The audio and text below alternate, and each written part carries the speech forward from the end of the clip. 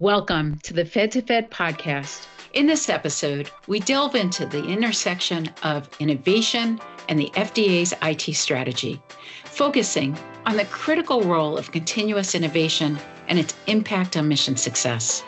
We're joined today by a distinguished panel of experts who are leading efforts to transform the FDA's digital landscape and drive continuous innovation across the agency. Please join me in welcoming Dave Benson. Dave is currently Acting Director of Enterprise Architecture for the U.S. Food and Drug Administration, the Office of Digital Transformation. Dave is an industry leader, having served as an engagement director for Tata Consultancy Services, providing strategic guidance and oversight to large global life science and healthcare organizations prior to joining the FDA. He has served in IT leadership roles at top-tier CROs and pharma industry. Next, Farhan Khan.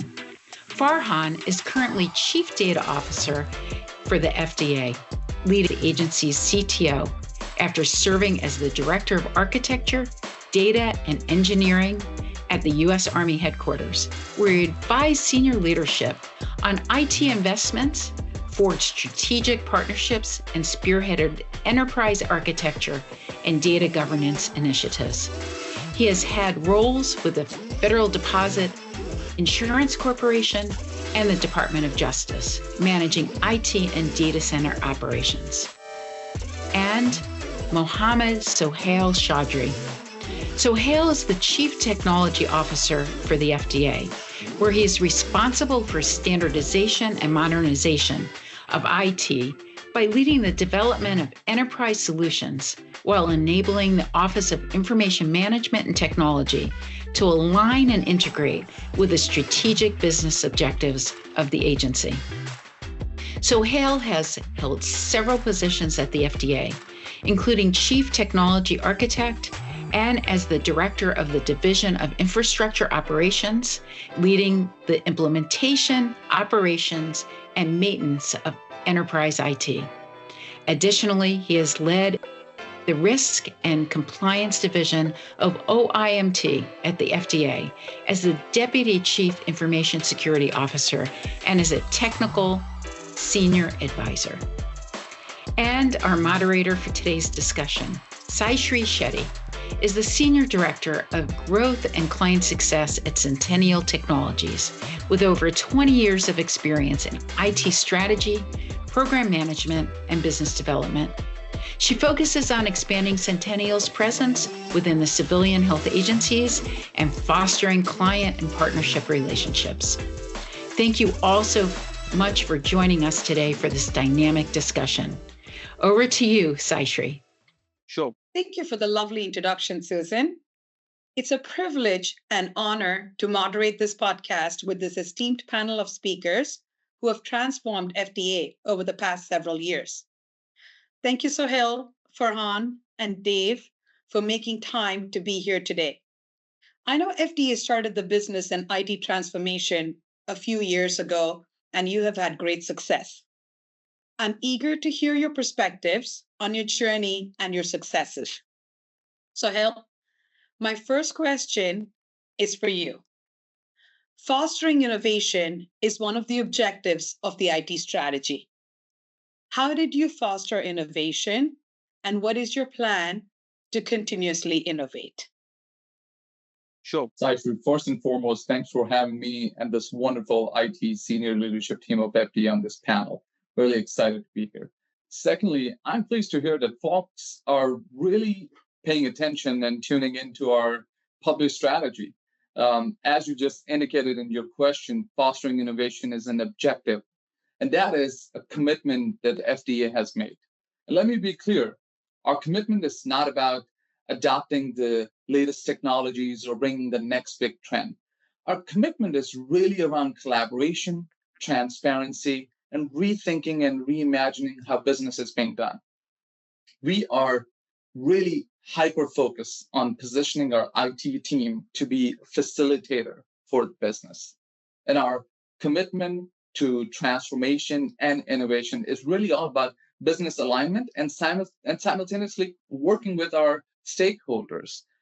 This IT and data strategy that you just referenced is not something that we will be done with once and we'll let it sit and let it be, right? Matter of fact, we are committed to updating and releasing this strategy every year in coordination with our stakeholders. Let me give you some examples over here. That within the last 12 months, we have worked with our industry partners, our stakeholders. We've had almost about 17 industry engagements. We've had over 7,900 participants overall collaborating and coordinating with us, providing us the needed updates to this strategy.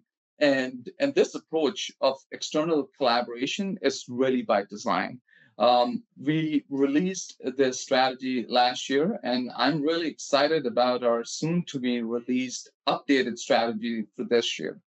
So, in a nutshell, we are really trying to walk the talk when it comes to transparency and collaboration, and we want your input. I really encourage everyone in this audience who is listening to us to tune in and sign up for FDA updates, whether it's through our website, whether it's through LinkedIn. Just tune in, be synced. And with that said, we have been and we will continue to open furthermore formal channels for input, such as the federal registers, for instance. And all of this is being done really because your voice matters. We would like to listen to you. Your input is valuable to us. Overall, we do not want to create these strategies in vacuum. And to address, before I forget, the second part of your question in terms of how do we achieve continuous innovation? So, FDA is not innovating for the sake of innovation. We are really driving, as I just said, to drive the business to be successful, to be the enablers of the mission. Every innovation that we pursue is directly tied to creating value for the FDA. It cannot be merely a replacement of existing systems for the new ones. That's not innovation. We call it renovation. We really want to get out of this renovation business. What we are really trying to do is create this one FDA ecosystem. And to be clear about what that really means is it's about looking at all of the FDA's IT landscape, all of the systems, all of the applications as one huge machine, as one gigantic engine where business is the driver. So there are multiple pieces to that engine. Those are different systems and applications, but holistically, that is FDA's one ecosystem. So I will conclude with saying that we believe that continuous collaboration will bring continuous creative ideas. And that's where innovation really happens, to streamline the business processes. And that will result in our next gen technological investments, our next gen innovation. And that's what we call really transformation. One of the reasons why the Office of Digital Transformation was stood up, which we call ODT, was to have that transformation done. I hope that answers the question. Yes. Thank you, Sohail. That was a great start. In a world where technology is rapidly changing, it's motivating to hear that your focus is on collaboration and listening to our stakeholders and end users. Farhan, the next question is for you. So Sohail shared his plans for innovation. Can you talk about the technology trends you see impacting the FDA IT strategic plan? Sure. Thank you so much for having me over here. I mean, your question is rather a very challenging question for two reasons. One, Suhail pretty much covered everything about our approach. And the second thing is when it comes to the technological landscape, it changes so rapidly in the IT world. Like, for example, there was hardly any chatter about AI, ML, generative AI, or any of those things 1 year ago, or maybe 18 months ago. And today, if you are talking about trends and you do not say AI and ML, people think that you're missing something really big. So we are definitely looking into different technologies and trends. And as Suhail mentioned, that we are not just chasing the shiny object over here. We do have a tech radar. We look at the existing landscape, and we also always looking for the new technologies that are out there on the horizon. But end of the day, as again Suhail mentioned, we are trying to figure out what our business requirements are, what are our business imperatives, and trying to align the technological landscape to our business imperatives and to our business capabilities. So that's one thing that I would like to highlight. That's our approach. Adoption of new trends is critically important, but again, the approach is also equally important. Now, just since I mentioned AI, there's a lot that we are doing in AI. For example, when it comes to AI, we are leveraging AI and machine learning to read documents and provide the metadata for search and retrieval. We are using AI chatbots to basically improve our complaints management system, and so on and so forth. But Sure. again, I would like to focus on our approach, not adoption. When it comes to approach, what we have to do is we need to make sure that there's a good foundation for adopting any technology. Again, coming back to AI, we need to make sure that we have the policy, the governance, and oversight mechanisms to control and manage AI and deploy AI, ML, or any other trend in a responsible fashion. And so, again, speaking of AI, we recently published an agency-wide position paper on how to use AI in a responsible fashion. It clearly states that AI should not be used to directly influence regulatory decision making at any given point. We are basically leveraging NIST standards to ensure that we do not train the data sets on basically PII information and other proprietary information. So we are basically setting up the ground rules on how to use these new trends like AI, like ML, like NLP, and everything else that's going on with that. Now, in my opinion, when it comes to AI, the most important thing is data. So we are putting a lot of emphasis on how to curate, how to manage this data, and how to nurture the data. And for that, again, our chief data officer is putting a lot of emphasis on data governance, data, custodianship, and those kind of things. We are trying to create data lakes. We are looking into data analytics because, end of the day, as our commissioner likes to say, in God we trust, everyone else brings data. We generate a lot of data and we rely on a lot of data. We try to make data driven decisions. And so, for that reason, we rely on a lot of this data. And we are basically spending and investing a lot of time, energy, and funds to ensure that we have that one FDA data ecosystem. So, that's another thing, that's another trend that we are focusing on.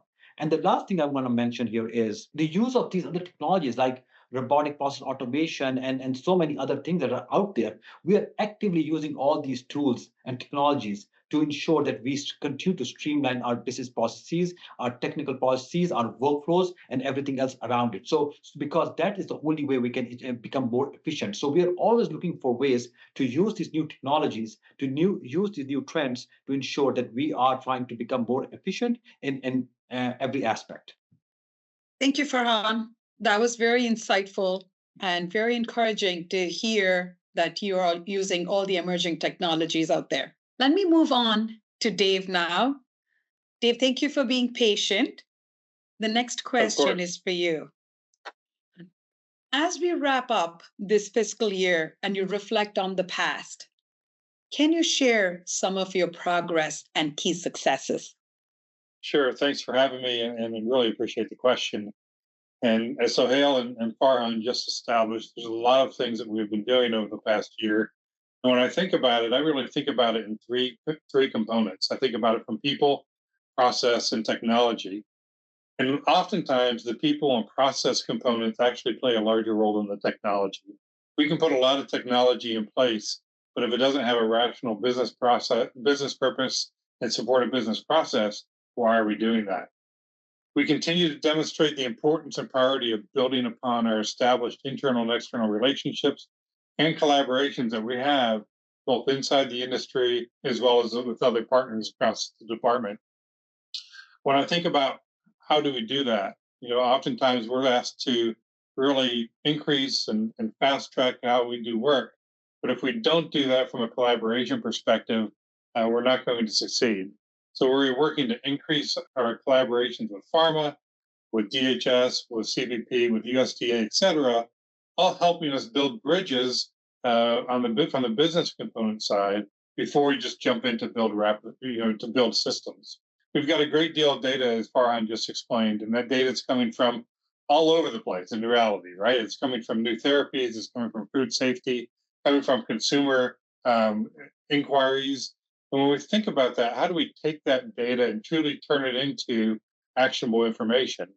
The progress we've made around AI and ML over the past year starts to answer that question by making sure we have the right data, the right components, the right structure, the right governance about that data, allows us to then take that and not just provide simple reports, but actually provide a solution, a dashboard, a capability that says, okay, don't just look at this report. Here's the next best action that we need to take because of the data and what it says for us. In many cases, we don't need to go look and dig for data and purchase it somewhere else or look for it from an expensive way. Other agencies have it, and we're collaborating to ingest that data along the way. This really aligns to one of our strategies around increasing business alignment. We all have 2 ears and 1 mouth, right? So we need to make sure we're listening as much as we're talking. And the way that we are implementing collaboration internally is by building and fostering those relationships we already have and expanding upon them to make sure we understand from each of the centers within the agency what their priorities are, what their needs are, what gaps they have in current solutions, so that we can then work together as one FDA to really provide a good solution long term that's going to meet the broader base and not just individual centers. Collaboration is the key, and we need to make sure we're doing that from a business first perspective, and we're doing that. It also allows us to improve customer experience. So when I think about one of the programs we'll talk about here, Electronic Submission Gateway program. Electronic Submission Gateway has been in place for a very long time, and it's where we get submissions, over 800,000 submissions a month, increasing at about 10,000 submissions per month beyond that. But it's a system that takes a while for the partners to submit their data. The next gen component of that is actually re-architecting it in a way that allows us to receive submissions much faster, have better data cleanliness as it comes in, but really partner to say, okay, what are we doing with our industry? How are we providing the solution that meets their needs, as well as meeting the needs internally as the agency? To do that, as we partnered with our industry partners, and they've responded very positively. As a matter of fact, as we go through user acceptance testing, we have over 280 industry partners participating in our user acceptance testing from over 150 individual companies. That's tremendous support for our groups that are implementing this solution, to know that the industry not only wants to provide requirements, they want to sit there and help us work through the user acceptance to make sure it's meeting their needs. So we've made a lot of progress over the last year, a lot of opportunities to continue to proceed going forward, but all in the mindset of promoting and protecting public health. Thank you, Dave. It's impressive what you've accomplished over the past year, given that our economy and business landscape has been less than ideal. It's also wonderful hearing how from both you and Sohail that collaboration and end user, customer, stakeholder focus has been one of your priorities. Back to you again, Sohail. The next question for you is, are there any lessons learned from your journey that you can share with us that other operating divisions within HHS and other federal agencies can learn from? Absolutely. Throughout our journey, and as you have heard right now, both from Farhan and from Dave, there's a consistent emphasis on the word collaboration. And we really, really mean it. While each organization, let's take HHS for an example, and the different operational divisions within HHS, everyone has its own unique mission and a very respected vision. I'll give you a few examples over here. Human capital management, for instance, portfolio management, project management, budget, financial administration, and the list really just goes on and on. These are some common and I would say critical areas that need to be worked on together to get the best bang for our buck, to get the economies of scale, and really to ensure that we are working collectively together to enhance. And there's lots and lots of lessons learned within all of these areas. We have been working with HHS, with the headquarters, specifically on some critical initiatives such as zero trust, human capital management. We're trying to move the needle in that area, IT asset management, and plenty more. And we have also been working with our operational divisions within the HHS umbrella to streamline our procurements, for instance, and also enhance the data interoperability, as Farhan had mentioned earlier. Additionally, we have been working with other agencies outside of HHS, such as Homeland Security. This is something that Dave just touched on earlier, and I'd like to expand that topic just a little bit more, just for better appreciation around this effort, and also to get more traction and just expand more within this horizon. That is enhancing our international mail facilities and our import inspectional work. We are really, really pleased and very appreciative of Homeland Security and CBP specifically for their efforts and their collaboration with us, which is, long story short over here, would be that it's all around stopping bad things from entering our borders. We're working hand in hand together to do that. And these efforts have great impact on our mission set, on the promotion and protection of public health. The outcome of such coordination impacts really each and every citizen of our country, whether it's collective strive towards reduction of opioid crisis, or interception of counterfeit drugs, or just stopping illegal counterfeit devices, medical devices in this case, to enter our borders. And in the coming fiscal year, our strive is to formalize these engagements. There are certain projects that have been kicked off. There are a few projects that we are kind of hashing out right now, and the plan is to formalize those and really convert those into formal projects where they can then help facilitate and also enhance each agency's concept of operation in that specific discipline by really focusing on the data, for getting better data, and for really taking that data in a manner where we can target things better and we can do better predictive analysis. That's kind of, I won't necessarily say lessons learned, but throughout the journey, I guess we can call it lessons learned. But the goal over here is that, we went through this journey and we're realizing the benefits of it. And if we were to go back and do something different, I would say that we'll fast track these efforts because the better and the more we collaborate, the better results and the outcome will be for our mission set, which is really promoting and protection of public health. Back to you, Saishree. Thank you, Sohail. It's actually very refreshing to hear that from all three of you, being technologists, that you have put people and process in front of technology, and technology is really been used as an enabler. So that's really refreshing to hear. Thank you. The next question is open to all three of you, and it's one that the industry will appreciate. How can we, as the industry, support ODT's strategy and its priorities? And any one of you can start this. And anyone. Sure, Saishree. I'll take the first stab and then let the team chime in. Short answer over here is support and help is always needed. Matter of fact, right now it's needed more than ever. We are ambitious. We do believe that we have one of the best teams over here.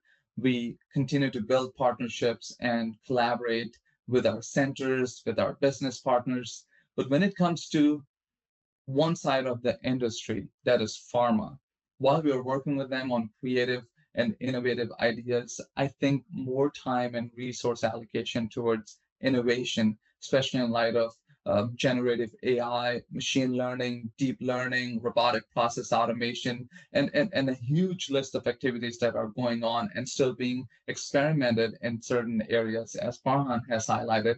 The need to innovate by using the emerging and disruptive technology stack is more important than ever.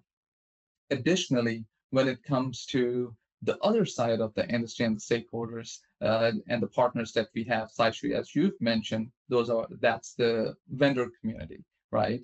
We also need to collectively focus on being partners that are bringing the right type of mindset to the table. And I think this is extremely, extremely important.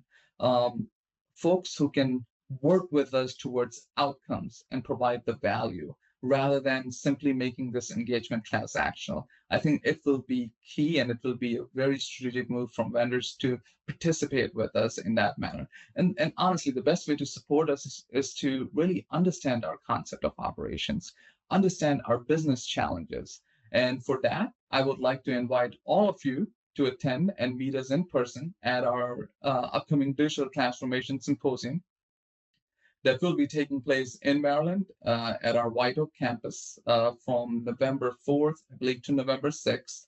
And I generally urge everyone in our audience to register before it's house full, because that happens as well. So let's sign up, let's meet, and let's do it together. Thank you, Sohail. Dave, Farhan? Yeah, so I recently joined the FDA almost a year and a half ago. But I came from industry, and it's been 30 years in pharma and the CRO industry. And always looking at the FDA as a regulatory authority that we needed to listen to and adhere to the regulations, but also as a partner to say, okay, how did they seek guidance and would expect the industry to provide some input? Our industry partners are so important in providing that input to help us as we think through business problems, as we look to identify new technologies. That partnership and need for input just exists to a degree that's never been seen before in reality. So being able to establish those relationships, listen with a listening ear to what the industry is saying, and then take the right action is vital to the success as we move forward as an industry, inclusive of the agency as well as our industry partners. Thank you, Dave. One thing I would like to add is like our industry partners, our vendor partners, we, as Sohail said, and also Dave alluded to it as well, that we want to establish this partnership. We want basically the industry to basically, and the vendor partners to tell us like what kind of use cases should be focusing on. How can we basically take our technology, the technology landscape that we have to the next level? We are really looking for these partnerships to basically look at somebody to also come in, look at our existing infrastructure, look at our existing processes, and also help us, how to get to the next level. That's what we are looking for, and that's what we hope to learn from the industry. And basically, again, we are open to all ideas, keeping in mind that end of the day, our goal is to support the business, to make sure that we are aligned with the mission, the health sciences mission of FDA. As long as we are able to support the business and the health sciences mission, we are open to ideas, and we want to basically work with the vendor community, with the industry to take us to the next level. And if I can just add one more thing to that, is that obviously one of the ways is to understand where we are in this journey, and really looking forward to the upcoming symposium to share more around that. But one of the things that is also welcomed is things that have worked for others. And that doesn't have to be necessarily a technology stack, right? That could purely be a process enhancement. That could purely be a shift of overall business, looking at business in a slight different way, but really getting to the end goal in a streamlined manner. And I think that within itself opens the gate of having white papers being published out there, which can really catch a lot of attention in terms of what could be done or what could help our mission set. So I just wanted to kind of add that out there, that we all get sales pitches and emails and whatnot, which is great. Knowing about the latest and greatest, that's great. That's what we all pretty much over here on this call from FDA went to school for, and we love IT. Do not get me wrong. On the same token, I think the importance around business process enhancement, this reimagining, rethinking of business processes, and really collaborating via white papers and through different forms, such as this one, this I think goes a long way when people really take up time, attend, meet with us, or take up time and really help us solve the problem, or or provide some insights into how problems could have been solved or have been solved somewhere else. Back to you, Saishree. Thank you. Thank you, Sohail, Farhan, and Dave. It's been wonderful chatting with you all and great hearing the wonderful things that you've done at FDA.